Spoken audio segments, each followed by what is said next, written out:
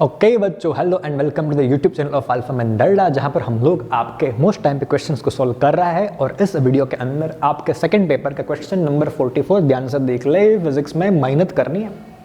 We wish to obtain erect image. आप चाहते हो, वैसे आप बहुत कुछ चाहते हो, अच्छे मार्क्स वगैरह, लेकिन फॉर दिस क्वेश्चन आप क्या चाहते हो कि आपको मिल जाए, क्या मिल जाए तुमको? इमेज मिल जाए। सर इमेज बहुत बड़ी चीज़ है दुनिया में रहने के लिए, अच्छी होनी चाहिए। अरे अच्छी के साथ साथ इस बार आपकी इमेज इरेक्ट भी होनी चाहिए, मतलब कि सीधा। ऑफ एन ऑब्जेक्ट, अरे ऑब्जेक्ट का ही तो बनता है ना, लेकिन कौन से मिरर को यूज करके? कॉनकेव मिरर को यूज करके। अरे अरे ओके, जिसका तुमको फोकल लेंथ दिया हुआ है 15 centimetre. What should be the range of the distance of the object from the mirror. तो अगर आप ऐसी इमेज चाहते हो तो ऑब्जेक्ट डिस्टेंस कहां से कहां के बीच में होना चाहिए, ये आपको बताना है। नेक्स्ट देख लो, what is the nature of the image. जो आपकी इमेज बनेगी उसका नेचर कैसा होगा? इज द इमेज लार्जर और स्मॉलर देन द ऑब्जेक्ट। आपकी जो इमेज है वो ऑब्जेक्ट से छोटी है या बड़ी है या सेम साइज की है। Draw the ray diagram to show the image formation in the case.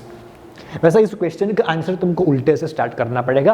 पहले रे डायग्राम ड्रॉ कर लो और फिर नेचर की बात करो और फिर रेंज चेक करो। अब याद कर लो मिरर कौन सा है कि सर जी इस केस के अंदर हमारे पास जो मिरर है वो मिरर क्लियरली तुमको लिख कर दिया हुआ है कॉनकेव मिरर। अब कॉनकेव मिरर वैसा तो बहुत अच्छा है, वो आपको हर तरह की इमेज देता है, और हर तरह की इमेज मतलब रियल भी देता है, वर्चुअल भी देता है। अब याद करो, वर्चुअल इमेज अगर मैं कहीं पे बात करता हूं ना, तो वर्चुअल इमेज जो है वो आपका ऑलवेज कैसा होता है? तो वो ऑलवेज रहता है इरेक्ट। इसका उल्टा भी इस क्वेश्चन पे अप्लाई कर लो कि अगर इमेज इरेक्ट है तो वर्चुअल भी तो होगी।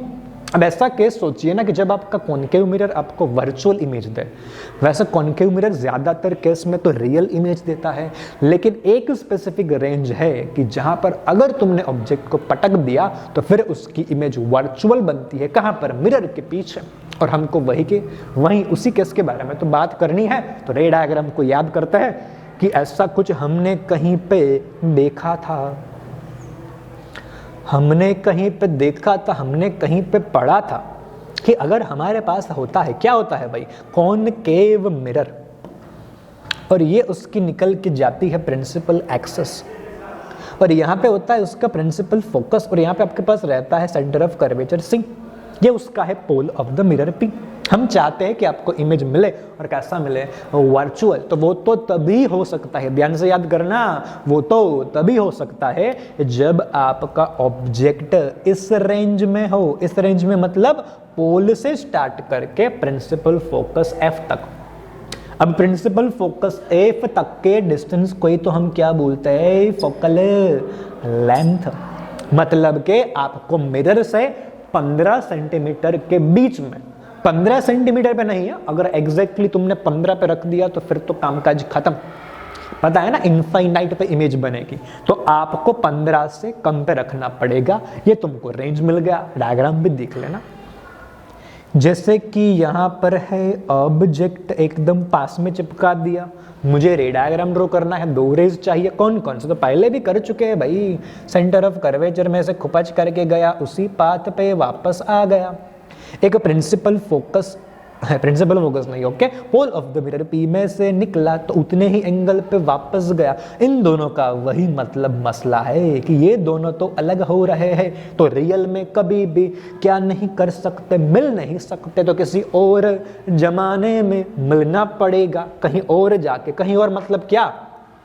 पीछे पीछे लेके जाओ, तो ऐसे करके आपको इमेज मिलेगी। देख सकते हो ना, इमेज मिली है। मान लो कि आपका ऑब्जेक्ट जो है उसका ए बी नाम दे दिया, तो यहाँ पर आपका ए डेस्क बनेगा, यहाँ पे आपके पास बी डेस्क बनेगा। इमेज कैसी है देखकर बता भाई, इरेक्ट इमेज है। और भाई तो अपने को चाहिए थी। ये आपका रे डायग्राम। रेंज क्या है भाई? अभी बात की हमने कि अगर मैं रेंज की बात करूं तो कहां से कहां होना चाहिए? From pole of the mirror P2 principal focus F, इसके बीच में। ओके, एग्जैक्टली F पे नहीं चल सकता, F से हल्का सा आगे रखना।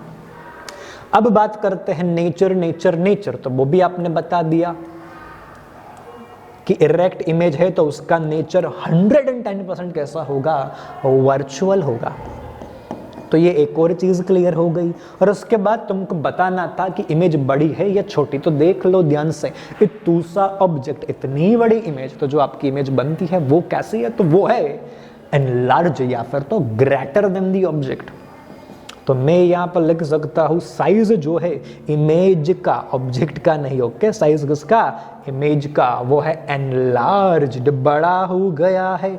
इमेज किससे बड़ा हो गया है? ऑब्जेक्ट से। तो इस तरीके से आपने हर एक चीज को बहुत बढ़िया से कवर कर लिया है। किसके लिए कवर कर लिया है तुमने? तो कॉन्केव मिरर के लिए। सो या दैट वाज योर सॉल्यूशन।